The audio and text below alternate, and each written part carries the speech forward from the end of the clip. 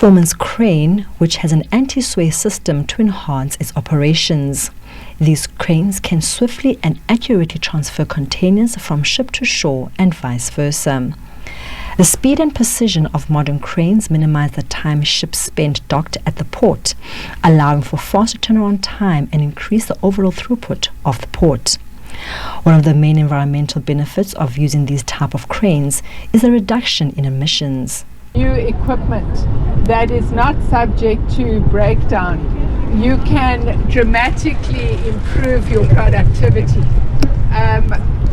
You can get closer to our standard, which is 30 gross crane moves per hour. You can also, in situations where we've brought in new straddles and new RTGs, you can improve productivity.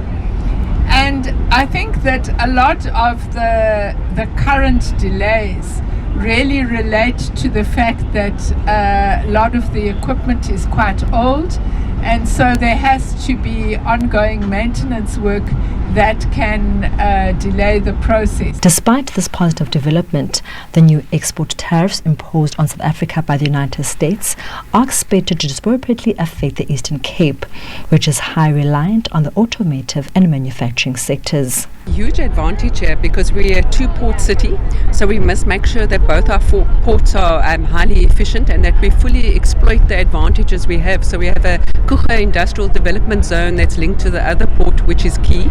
And I think if the efficiencies can be improved, it also helps offset the disadvantages, because for manufacturers that are operating here, we also further from other markets. So we need to find other ways to become competitive. So the ports become key in enabling that. And then linked to the ports, you also have the north to south rail corridor, and it's absolutely vital to us that that also becomes fully operational to promote trade between Gauteng and then the port of Port Elizabeth. There are also concerns about the potential knock-on impact of reduced vehicle assembly volumes on the automotive component supply chain. As the governing party, we would want to mitigate the cost of living to our people. So whatever that we think that is going to add more burden in the daily lives of our people must be looked at with an eye that seeks to find a solution around that. So I still believe if the market, if the business, the auto sector in particular is affected, we've got to get into that debate and see what is the best way to really mitigate that.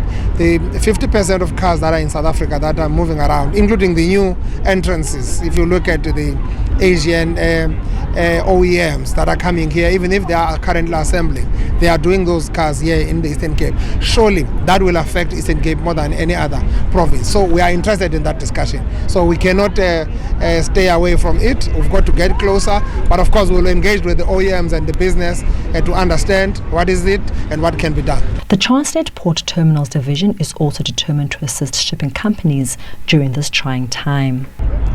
From our side, we are of course going to be monitoring the volumes that we are getting from the customers, and we will continue engaging both the shipping lines as well as the customers to try and find a common ground and the solutions that will be able to mitigate any negative impact on that, because any negative impact caused by the tariffs will have a devastating effect on the South African economy.